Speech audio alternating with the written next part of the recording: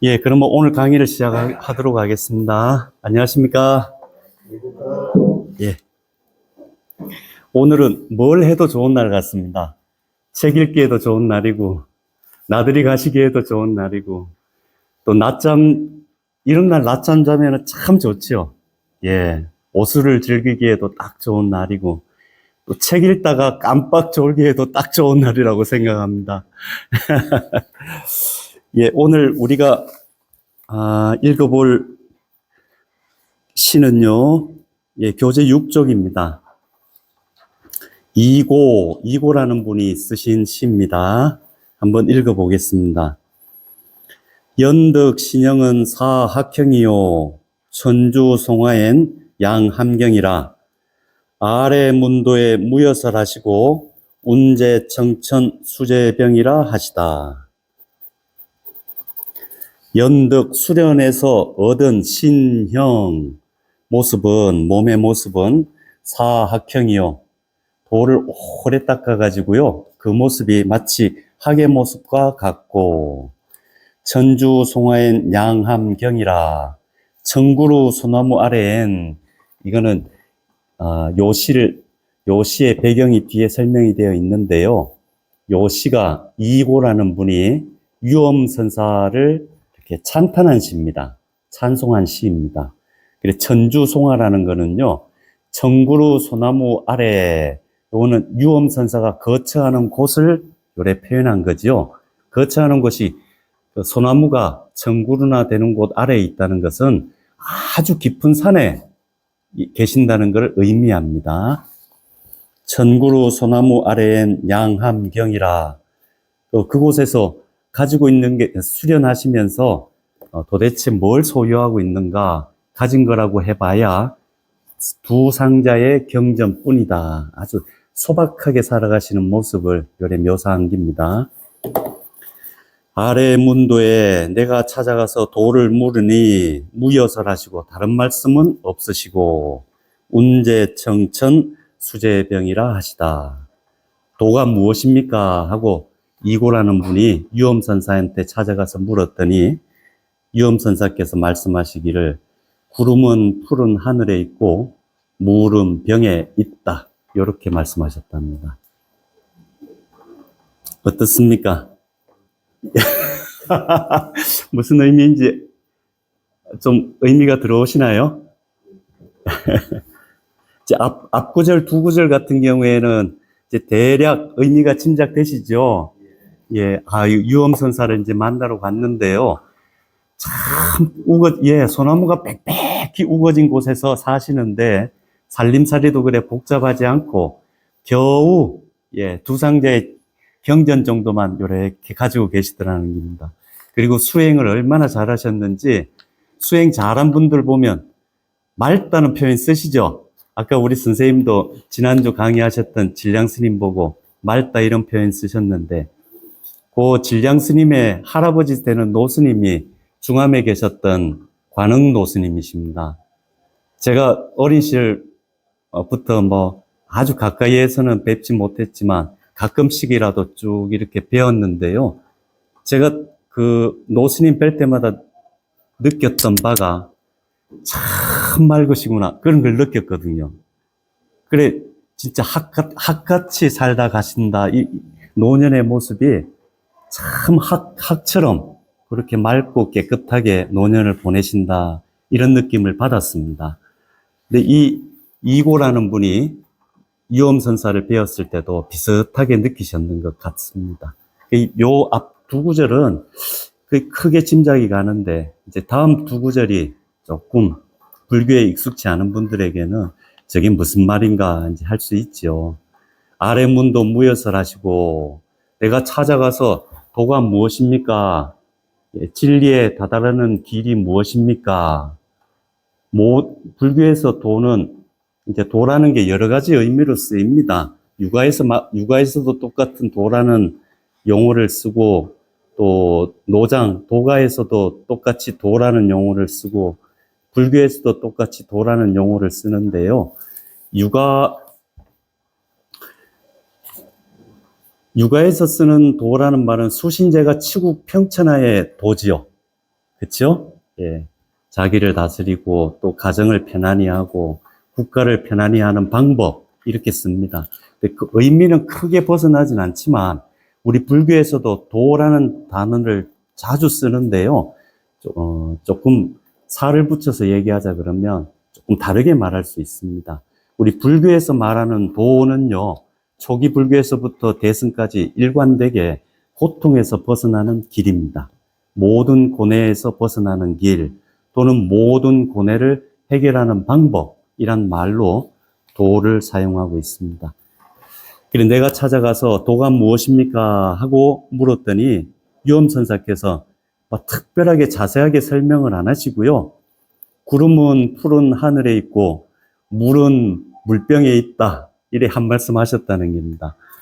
근데 참 신기하게도요. 뒤에 설명이 나오는데 이고라는 사람이 이 한마디 듣고 알아차렸답니다.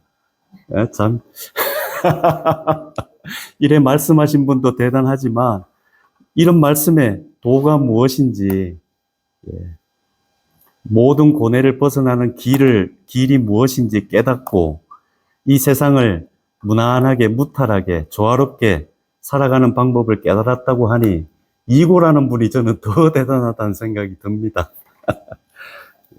그러면 요런 개송이, 이제 불교에서는 송이라고 그러는데 이제 그냥 시라고 보면 되죠. 예. 이런 시라는 게요.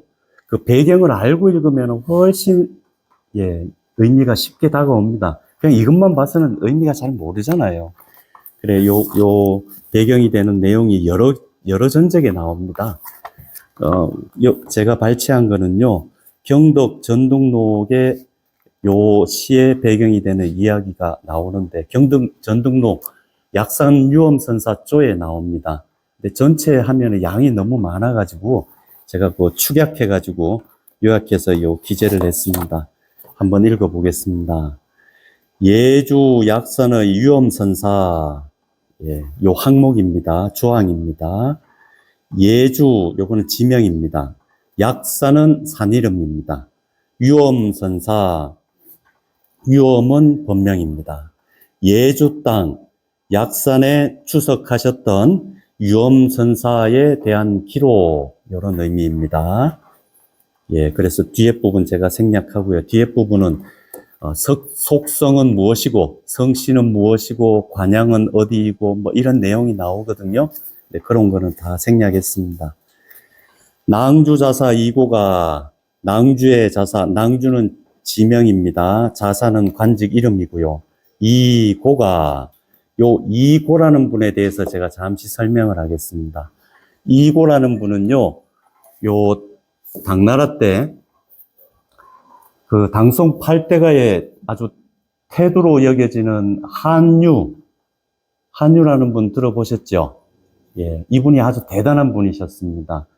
이 한유라는 분하고, 그러니까 한유라는 분한테 수학하기도 하고, 또 도당, 이런 걸 도당이라 그럽니다. 뜻을 같이 하는 사람들, 지금 우리나라 정치권에도 왜 도당들이 있죠? 민주당도 있고, 국민의힘도 있고, 이래 당들이 있지 않습니까? 이 도당의 중심 인물 역할을 했던 인물이 한유거든요. 이 한유라는 분이 따르는 사람들이 굉장히 많았습니다. 특히 신진 유학자들이 한유를, 그러니까 구정치 세력이 아니고 아주 머리 좋고 능력 있는 신진 사대부들이 한유를 추종하는 사람들이 굉장히 많았습니다. 근데 당나라 헌종 때, 헌종이 봉상에 있는 법문사에서요, 부처님 사리를 이 도성으로, 장안으로 모셔와서 3일 동안 공양을 올리는 행사를 했습니다. 이제 아주 거창하게, 아주 국가적인 행사로 황제가 직접 나가서 그 사리를, 봉송한 사리를 그 사대문 밖에 나가가지고 맞이하고 궁중까지 모셔와서 신하들하고 다 같이 예배하고 공양 올리고 아주 온 나라가 떠들썩하게 행사를 한 겁니다. 3일 동안 했습니다. 여기에 대해서요, 한유가 이 행사에 대해서 이거 잘못됐다라고 표를 올립니다. 이거를 이 역사에서 그, 불교 사서 중에 불조 역대 통제라는, 이게 정통 사서입니다. 예, 불교 사서 중에도 정사가 있고 야사가 있다 그랬지 않습니까? 대표적인 불교 정사 중에 하나가 불조 역대 통제라는 책입니다. 거기 보면은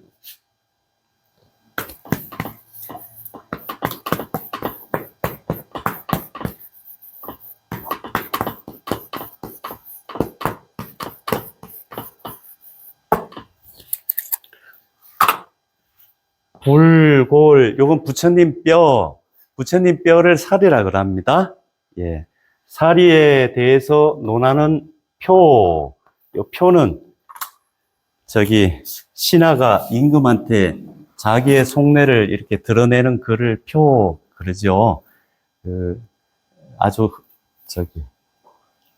누굽니까? 제갈량이 유비의 아들 유선인가요? 예. 다시 이제 출병하면서 출사표 유명하죠. 예. 저 불골표라는 그 글을 황제 헌종한테 올립니다. 헌종이요, 아주 노발대발합니다. 예. 이거 잘못됐다. 무슨 영험을 기대하겠느냐. 사람이 공능을 부려도 사람이 공능을 부리지. 그 뼈조각이 무슨 대단한 영험을 부리고 조화를 부리고 공덕을 일으킬 수 있겠냐. 이런 내용도 쓰고. 아니, 기왕에 성인을 존경할 것 같으면 우리 중국 땅에도 성인이 계시는데 왜 굳이 저 외국의 성인을 그렇게 존경하느냐. 이런 내용도 나오고 그렇습니다.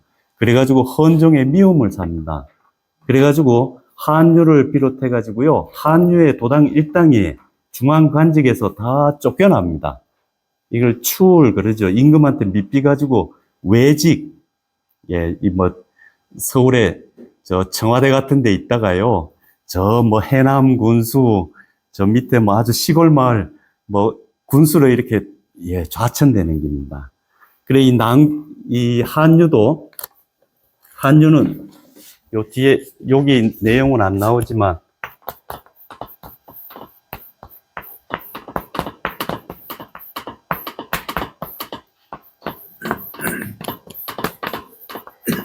예, 조주 자사로 좌천이 됩니다. 한유가요. 그리고 그와 더불어서 이제 한유의 도당이었던 불교 역사 통제에 나오는 내용입니다.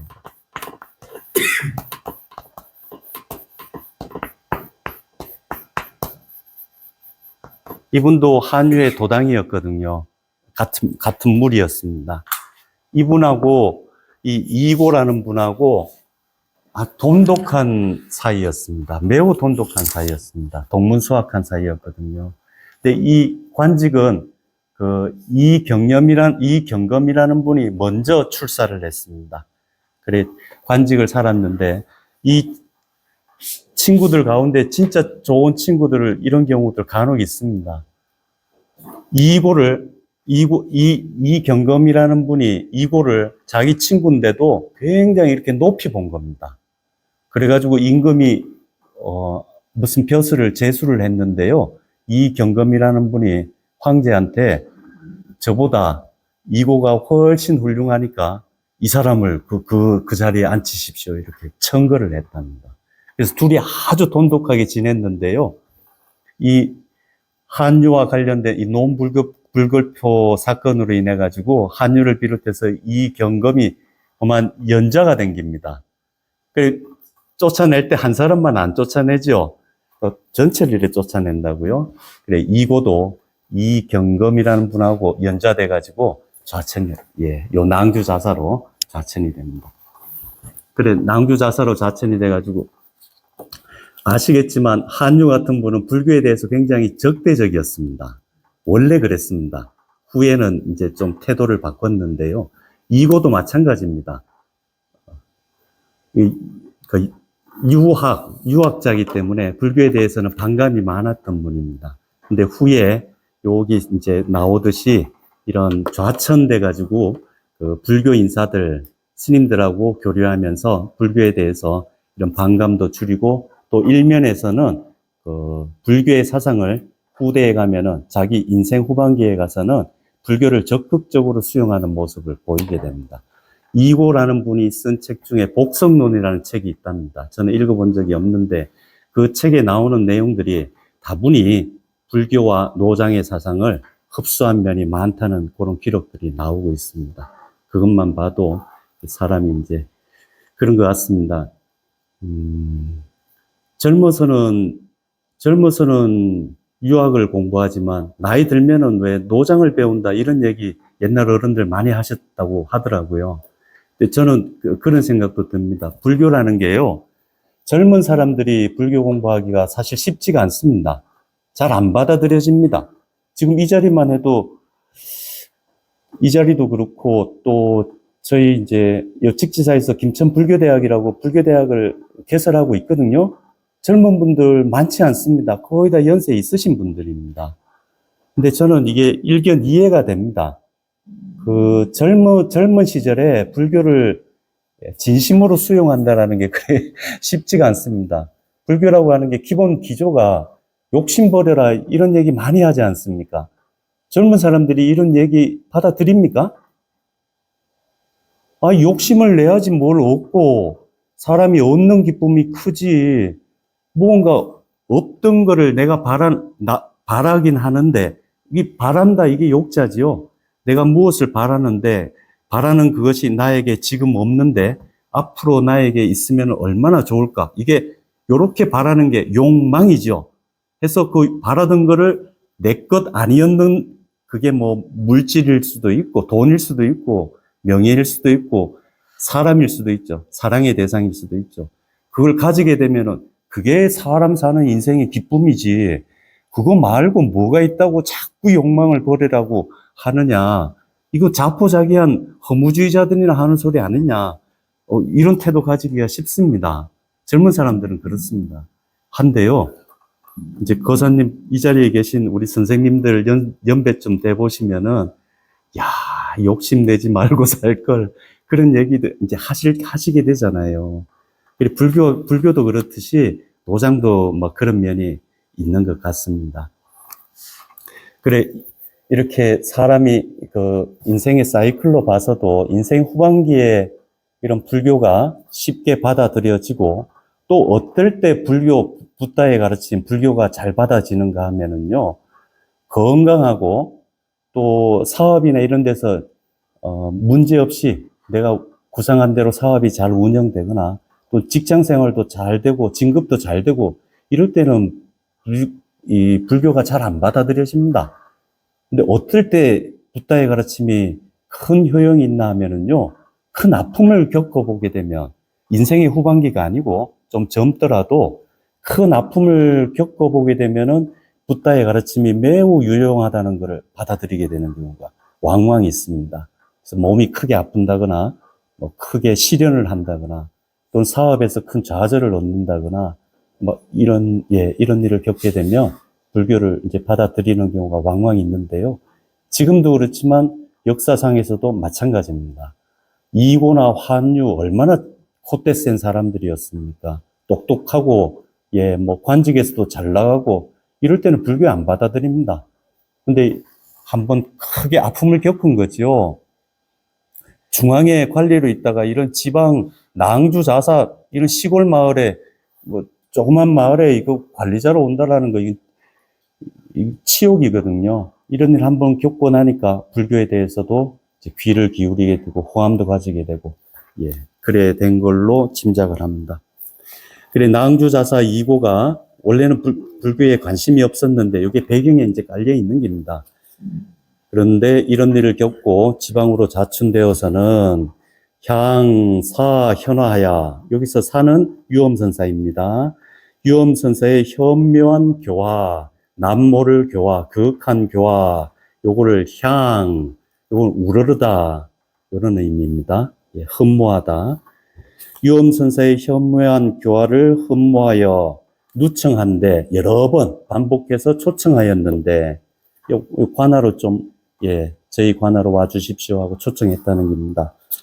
그런데 불기하시니 유엄선사께서 자리에서 일어나지 않으시니 초대에 응하지 않으시니 내 이에 궁은 모음소 이런 뜻입니다. 직접 입산하여 약산으로 입 들어가서 알지에 배웠는데 사가 유엄선사가 집경권 불구하시니 경전을 들고는요 돌아보지도 않았다는 겁니다. 그러니 옆에 있던 시자가 모시고 있던 시자가 배괄 아래기를 알리는 것을 큰 소리로 알리는 것을 어른한테 알리는 것을 대중한테 큰 소리로 말하는 걸 그러죠. 예, 배괄 태수제찬이다. 태수께서 여기 계십니다. 태수께서 오셨습니다. 요래 유엄스님한테 말씀드렸다는 겁니다. 요래 하니까요. 이고가 자존심이 상한 겁니다. 고가 성편급하야 이고가 성질이 편이라고 하는 건 편협하다는 뜻입니다. 좁다 이런 의미입니다.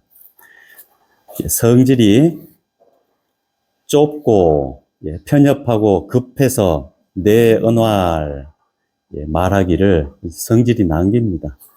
견면이 부려 문명이로다. 얼굴을 보는 것이 문명, 그 명성을 듣는 것만 못하구만 한마디 행깁니다. 견면, 직접 보니까, 얼굴 직접 보니까, 이거 소문만 못하구만. 백문이 불여일견이라 그러죠. 100번 소문 듣는 것보다 직접 한번 만나보는 게 낫다 이런 옛말이 있지 않습니까? 근데 이거 꼭 거꾸로 한 겁니다. 소문은 자자한데 직접 와서 보니까 뭐 별거 없구만. 한마디 한 겁니다. 성질 난 거죠? 좀 나가서 맞이하시지. 그랬더니요, 사가 호 태수에 유엄선사가 호 태수를 호 불렀다는 겁니다. 태수하고 부른 거죠. 그랬더니 고가 응낙하니 예 하고 대답한 겁니다. 예 하고 대답하니 사가 왈 유엄선사가 말씀하시기를 하득 귀이 천목이니까 이렇게 말했다는 겁니다. 어쩌다가 귀는 소문 듣는 귀는 그 귀하게 여기고 보는 눈은 가볍게 여기게 득 되었습니까? 어쩌다 그래 됐습니까? 어쩌다 귀는 귀하게 여기고 눈은 그래 천하게 여기게 됐습니까? 이랬다는 겁니다. 그래, 이고가요, 아주 영특하신 분이잖아요. 그랬더니 공수하고 손을 요래 공손하게 맞잡고, 사제하고는 문화 여쭈었다는 겁니다. 여하시도니까 도가 무엇입니까? 하고 물었더니 사가 유엄선사가 손으로 지상하왈 위를 가리켰다가 아래를 가리켰다가 요렇게 하고는 왈 말씀하시기를 회마 알겠는가 이랬다는 겁니다. 회마 회는 알다 이런 뜻입니다. 한 손으로 요래 하늘 한번 가리켰다가 한 번은 요래 아래쪽을 가리켰다가 그러고 나서는 태수한테 물었다는 겁니다. 아시겠습니까? 요래 물었다는 겁니다. 어째 선생님들께서는 아시겠습니까? 모르는 게 당연합니다. 그래 이고가 왈 불행이다 모르겠습니다. 했더니 사왈 유엄선사가 말씀하시기를 운제천 구름은 하늘에 있고 수제병인이다 물은 병에 있습니다. 요래 대답했답니다. 그랬더니요 이고가요 보통 똑똑한 사람이 아니죠. 자 어떻습니까? 도가 무엇입니까? 하고 물으니까네 유엄선사가 손으로 하늘 한번 가리켰다가 한 번은 아래쪽 가리켰다가 아시겠습니까? 이래 물었다는 겁니다. 선생님들 아시겠습니까? 모르겠습니다. 그랬죠? 그리고 제가 대신하는 겁니다. 유엄선사입니다. 구름은 하늘에 있고 물은 요 아래에 있습니다. 아시겠습니까? 그래도 모르겠습니다. 하셔야죠. 근데 이고는 알아차렸다는 겁니다. 이거 보통 분 아니죠? 보통 영특한 분이 아닙니다. 고가 내 흔협하야. 흔협이라는 건 마음이 아주 기쁨으로 넘치는 겁니다. 불교에서 여기에 해당되는 용어, 자주 경전에 나오는 용어 있죠? 환희. 예. 환희, 요 흔협이 환희란 뜻입니다. 아주 기뻐하면서 장례하고 예를 절을 하고는 이술 일개왈, 그리고는 개송한수를 말하기를 연덕 신형은 사학형이요 천주 성화엔 양함경이라 아래 문도에 무여설하시고 운제청천 수제병이라 하시다. 그래서 요 시가 나온 겁니다. 수련에서 얻은 몸은 마치 학과 같으시고 청구루 소나무 깊은 숲엔 두 상자 병전이로다. 내가 찾아가 도를 물었더니 다른 말씀 없으시고 구름은 푸른 하늘에 있고 물은 병에 있다고 하더라. 요래 말씀 시를 지어 올렸답니다. 요 배경을 알고 나니까 요 시가 의미가 확 살아나죠. 예, 어떻습니까? 구름은 하늘에 있고 물은 병에 있다. 요 의미를 이제 이런 걸 사족이라 그럽니다. 예. 선종에서는 이런 걸 사족이라 그럽니다. 원래는 이런 거 풀이하면 안 됩니다. 예, 풀이하면 안 되는데 사족은 뱀한테 다리 그려봐야 도움될 거 있습니까? 군더더기라고요. 도로 패만 되지만 그래도 한번 붙여보자 그러면 구름도 구름하고 물하고 같습니까? 다릅니까? 같습니까? 같으면 같은 이름을 붙여야지 왜 다른 이름을 붙입니까? 같으면 같은 이름을 붙여야지 왜 다른 이름을 붙이냐고요. 자, 그러면 다시 묻겠습니다. 구름하고 물하고 다릅니까? 같습니까? 같으면 같은 이름을 붙여야 된다니까요. 자, 그럼 다시 묻겠습니다. 구름하고 물하고 같습니까? 다릅니다. 다릅니까? 그럼 다시 묻겠습니다. 구름하고 물하고 진짜 다릅니까? 요런 거를요, 불교에서는 요래 얘기합니다.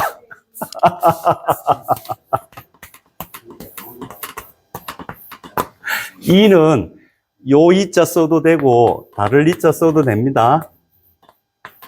참 애매하지요? 같다고 말하려고 해도 찝찝하고, 다르다고 말하려고 해도 찝찝하고, 그렇죠? 그렇죠? 그런데 요 현상이, 요게 이제 드러나는 모습이죠. 물하고 구름하고의 관계에서만 요런 찝찝한 구석이 있는 게 아니고요. 만물에 다 요런 구석이 있다는 겁니다. 어떻습니까? 선생님하고 저하고 같습니까? 다릅니까? 물하고 구름하고 다릅니까? 찝찝한 구석이 있는데 사람은 누구는 같습니까? 다릅니까? 뭐 다릅니다 하고는 찝찝한 구석을 안 둔다고요.